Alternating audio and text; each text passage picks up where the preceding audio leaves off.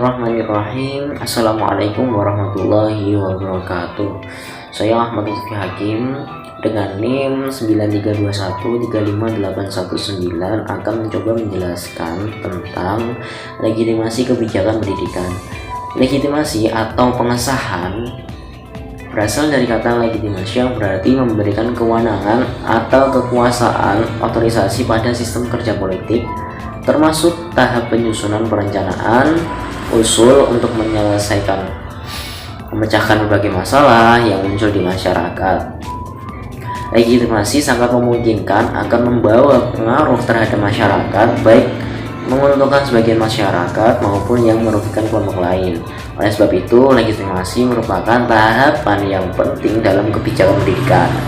Selain itu, setiap kebijakan juga memberikan dampak terhadap anggaran yang harus dikeluarkan oleh pemerintah. Legitimasi sangat diperlukan dalam menjalankan proses kebijakan pemerintahan untuk mendapatkan pengakuan dari masyarakat. Pengakuan dari masyarakat sangatlah penting karena ketika kebijakan pendidikan yang akan dilaksanakan tidak mengalami penolakan dari masyarakat, semakin banyak masyarakat yang berpartisipasi secara aktif dalam pelaksanaannya, maka kebijakan tersebut dinilai semakin sukses dan berjalan dengan baik.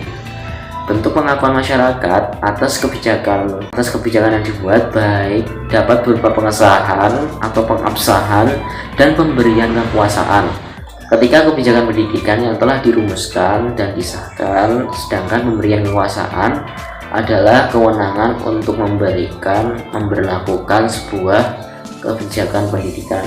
Dari kewenangan ini maka akan muncul sebuah rasa tanggung jawab untuk mempertanggungjawabkan hasil pelaksanaan kewenangan yang diberikan.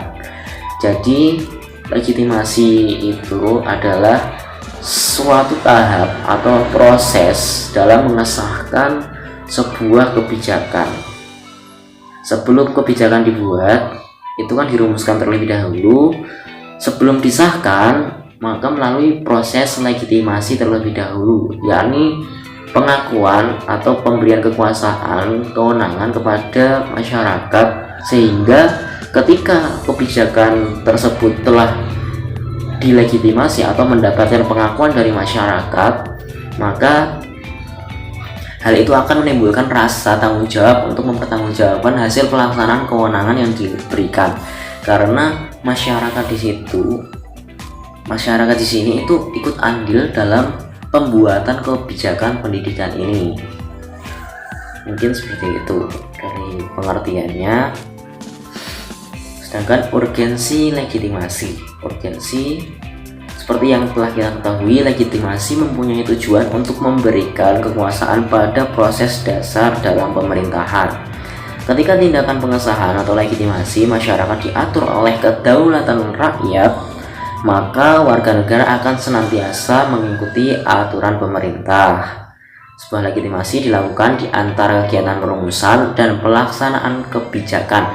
Jadi sebelum adanya kebijakan pendidikan seperti yang saya jelaskan tadi yang akan dirumuskan, maka terlebih dahulu dilegitimasi. Hal tersebut dikarenakan hasil rumusan-rumusan kebijakan tersebut perlu mendapatkan pengakuan dari masyarakat. Lalu pengakuan itu dilakukan oleh masyarakat melalui lembaga-lembaga perwakilan masyarakat. Nah, peran masyarakat di sini untuk mengakui kebijakan pendidikan sangatlah penting dalam proses legitimasi. Melihat suatu pelaksanaan kebijakan pendidikan, pastilah melibatkan banyak kalangan dari masyarakat. Tentunya khususnya di Indonesia, karena kita ketahui sendiri Indonesia itu merupakan negara dengan kepulauan dan berbagai budaya yang sangat banyak sekali ya. Dan proses pembelajarannya juga berbeda-beda, metodenya juga berbeda-beda, pemahamannya juga berbeda-beda ya kan. Nah, jika dalam pelaksanaan legitimasi semakin banyak masyarakat yang mengikuti secara aktif dalam proses pelaksanaannya, maka kebijakan yang telah dirumuskan akan semakin sukses. Nah, dalam prosesnya pembuatan kebijakan harus bisa merumuskan tujuan yang ingin dicapai. Karena ketika kebijakan dibuat dengan tanpa tujuan, maka kebijakan tersebut sama saja tidak memiliki arti atau percuma, sia-sia, bahkan tidak jarang akan menimbulkan masalah baru. Misalnya ketika ada sebuah kebijakan yang tidak memiliki tujuan jelas, program-programnya akan ditetapkan atau diterapkan secara berbeda-beda, sehingga strategi pencapaian menjadi tidak beraturan, dan akhirnya para analisis atau kritikus akan menyatakan bahwa pemerintah tidak memberikan kebijakan yang baik dalam melakukan suatu proses di kebijakan itu sendiri. Bentuk pengakuan masyarakat atas kebijakan pendidikan antara lain dengan melalui pengesahan di sini merupakan suatu proses di mana kebijakan-kebijakan pendidikan yang telah dirumuskan tersebut disahkan. Dengan demikian, rumusan kebijakan tersebut sah, berarti kebijakan tersebut harus dinyatakan dan dapat dijalankan. Oleh karena itu, keberadaan kebijakan pendidikan sangatlah penting sebagai kekuasaan agar pendidikan dapat dikelola sesuai dengan harapan masyarakat, baik segi kepercayaan, agama, status sosial, dan tingkat ekonomi, keamanan, politik, budaya, tuntutan, pekerjaan, dan kepentingan, dan juga kemajuan pemerintah. Artinya dalam mempertimbangkan dibuatnya kebijakan ini, pendidikan haruslah memperhatikan berbagai komponen dan persoalan yang ada di pemerintah, masyarakat, maupun tuntutan zaman. Ada beberapa manfaat yang dapat kita peroleh dari legitimasi, yakni yang pertama, terbentuknya stabilitas politik dan perubahan sosial, dapat mengatasi berbagai masalah lebih cepat dan efisien, meningkatkan kualitas kesejahteraan dan memperluas bidang kesejahteraan. Karena legitimasi adalah proses antara sebagai bahasa yang mudahnya itu, karena legitimasi itu tidak hanya kebijakan yang dibuat oleh perorangan, melainkan masyarakat juga ikut andil dalam pembuatan kebijakan tersebut. Jadi dengan demikian, hubungan antara pemerintah dan masyarakat akan semakin erat. Yang pertama itu, dan yang kedua itu dapat menstabilisasi politik dan perubahan sosial. Jadi tidak ada kesenjangan dalam melakukan suatu kebijakan tersebut karena sudah disepakati dan sudah melalui proses legitimasi. Batasan legitimasi kebijakan pendidikan. Legitimasi bisa diartikan sebagai kondisi psikologis seseorang yang sangat peka terhadap gejala lingkungan sekitarnya, baik dalam bentuk fisik maupun non-fisik. Berdasarkan teori itu, legitimasi mengandung dua makna, menyangkut pemberian kewenangan untuk memberikan usulan atas suatu kegiatan atau legitimasi. Yang kedua, menyangkut pemberian kewenangan untuk melaksanakan program-program yang diusulkan. Oleh karena itu, legitimasi memberikan kewenangan untuk mengajukan usul, dan legitimation memberikan kewenangan untuk melaksanakannya. Maka legitimasi dilakukan terlebih dahulu, baru kemudian legitimation melaksanakannya. Dalam hal ini, legitimasi berperan untuk memberikan pengakuan terhadap kebijakan yang telah diputuskan dan disahkan, dan itu sudah diyakini merupakan kebijakan yang terbaik untuk kepentingan masyarakat. Proses legitimasi kebijakan pendidikan. Sebelum diterapkan pada masyarakat, setelah kebijakan berhasil dirumuskan, kebijakan tersebut harus mendapatkan legitimasi atau pengesahan atau kekuatan hukum yang mengatur penerapan implementasi kebijakan pada masyarakat. Seperti yang saya jelaskan tadi, setelah kebijakan itu dirumuskan, maka tidak langsung disahkan, melainkan harus melalui tahap legitimasi. Jadi kenapa harus melalui legitimasi? Untuk mendapatkan pengakuan dari masyarakat, sehingga ketika kebijakan pendidikan tersebut dilaksanakan tidak akan timbul kesenjangan atau problem-problem karena misalnya tidak adanya sosialisasi dari pemerintah kepada masyarakat dan lain sebagainya itu. Nah, peran legitimasi sangat penting karena akan memberikan pengaruh besar terhadap masyarakat, baik menguntungkan bagi sebagian masyarakat maupun merugikan kelompok lain. Pada umumnya, wewenang untuk melakukan legitimasi ini dimiliki oleh pemerintah atau badan legislatif. Namun, jika diteliti lebih dalam, proses legitimasi ini tidak dapat dipisahkan dari hubungan negara dan rakyat sebagai sumber legitimasi yang paling utama. Karena ukuran legitimasi yang dimiliki oleh pemerintah sangat tergantung pada dukungan dan apa yang diinginkan dan diperoleh dari masyarakat. Adapun cara-cara yang dapat digunakan untuk mendapatkan atau mempertahankan legitimasi itu dikelompokkan menjadi 3, yaitu yang pertama simbolis, yaitu dengan cara menampakkan kepercayaan pada masyarakat dalam bentuk simbol-simbol, baik seperti menjunjung tinggi nilai-nilai budaya, tradisi, cara berpakaian yang baik. Contohnya itu adalah pementasan wayang, pengidentifikasian diri dengan kelompok mayoritas, misalnya agama-agama tertentu, upacara kenegaraan, beretika yang baik ketika melihat ada ritual keagamaan yang sedang diselenggarakan, merupakan sebuah contoh penggunaan simbol-simbol yang bersifat ritualistik. Yang kedua adalah prosedural, yaitu menjanjikan kesejahteraan material kepada masyarakat seperti kesempatan kerja lebih besar, menjamin ketersediaannya pangan yang dibutuhkan rakyat, fasilitas pendidikan dan kesehatan yang lebih baik, menjanjikan sarana produksi pertanian, modal yang memadai, serta sarana komunikasi dan transportasi. Dan yang ketiga, material, yaitu dengan cara mengadakan pemilihan umum untuk menentukan para perdana menteri, wakil rakyat, presiden, dan lain sebagainya.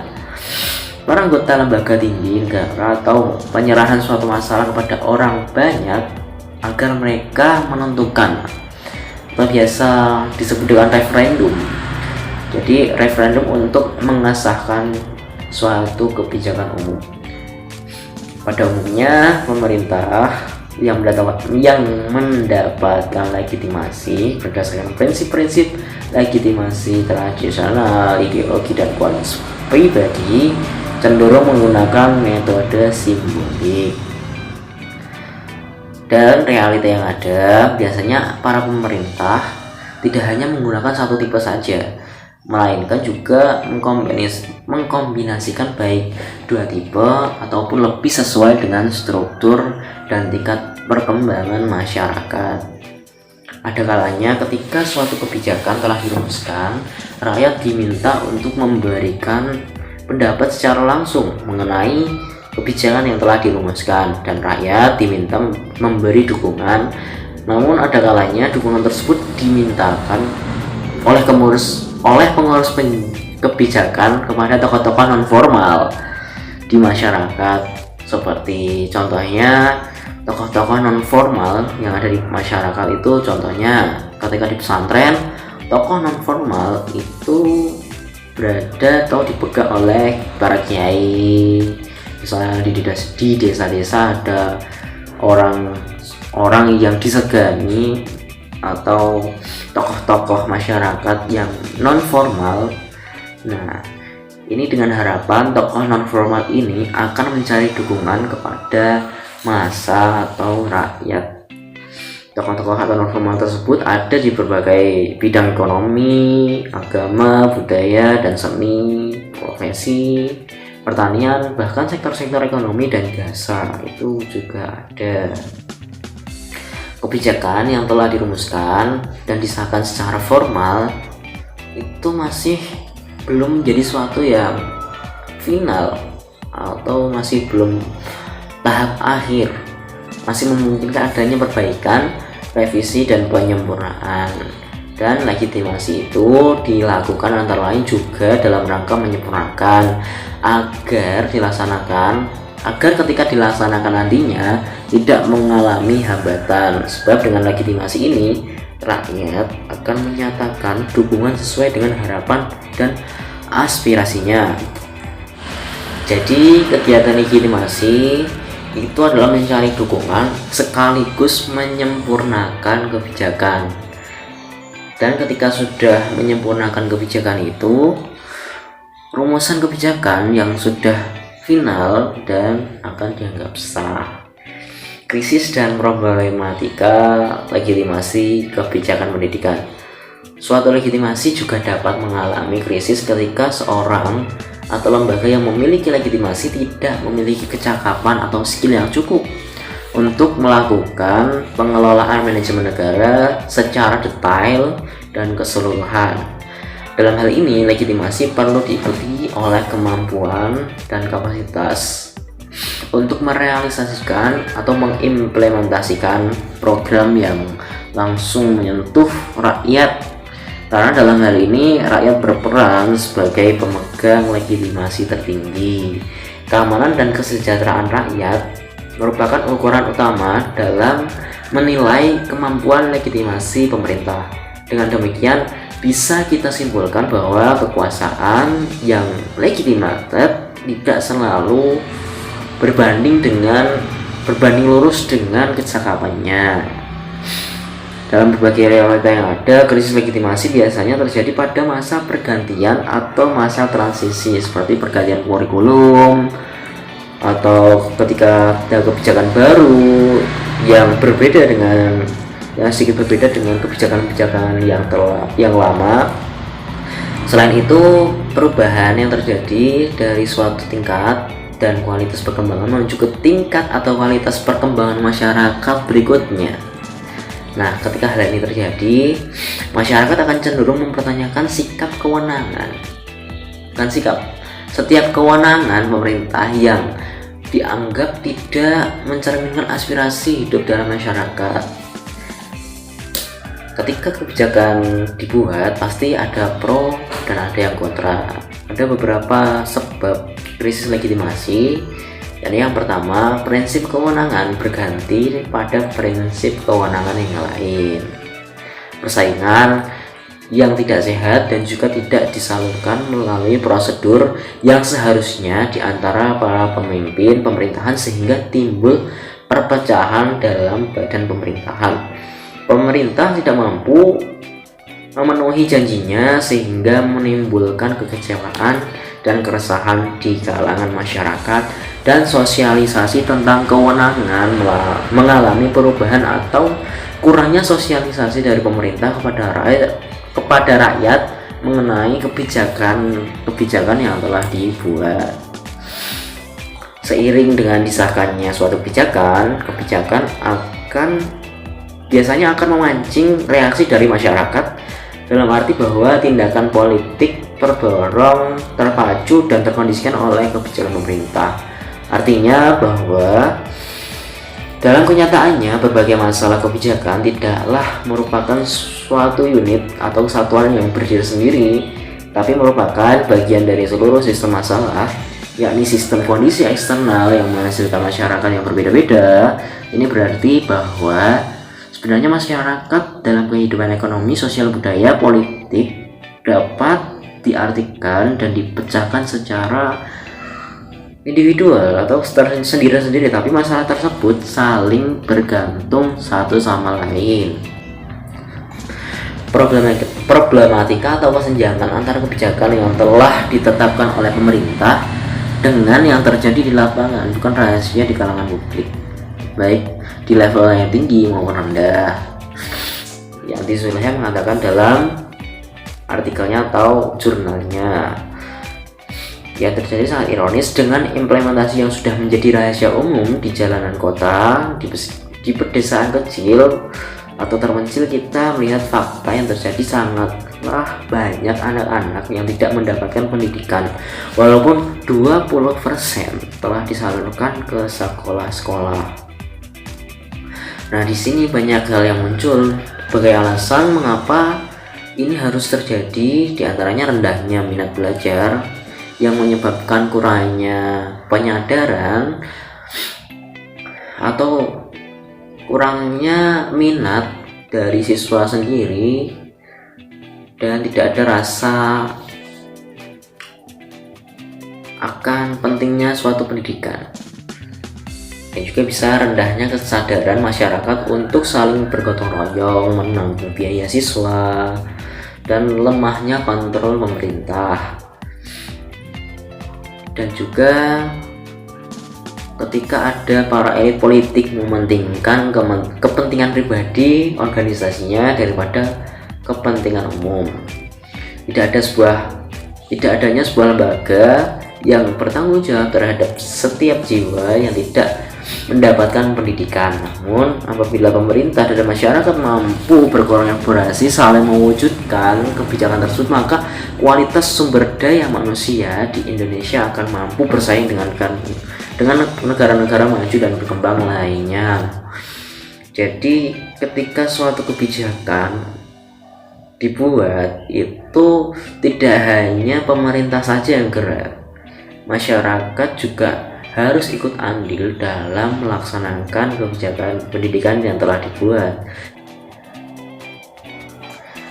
Jadi ada beberapa krisis dan problematika ketika kebijakan ini telah dilaksanakan.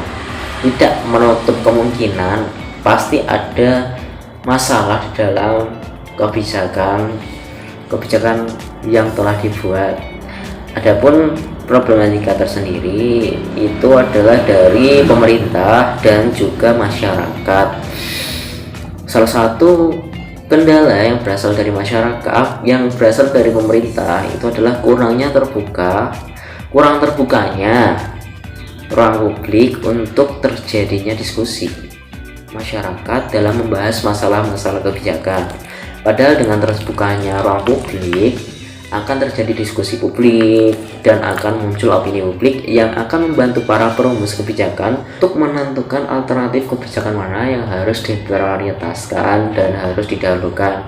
Dan adapun masalah atau kendala yang berasal dari masyarakat, yaitu adalah kurangnya pemahaman masyarakat akan proses perumusan kebijakan publik, rendahnya pemahaman masyarakat tentang partisipasi politik dan cara-cara partisipasi politik dilakukan, serta media partisipasi. Dan ketiga, rendahnya kesadaran masyarakat akan hak-hak politik mereka, sehingga masyarakat itu merasa tidak mampu untuk memperjuangkan hak mereka sendiri.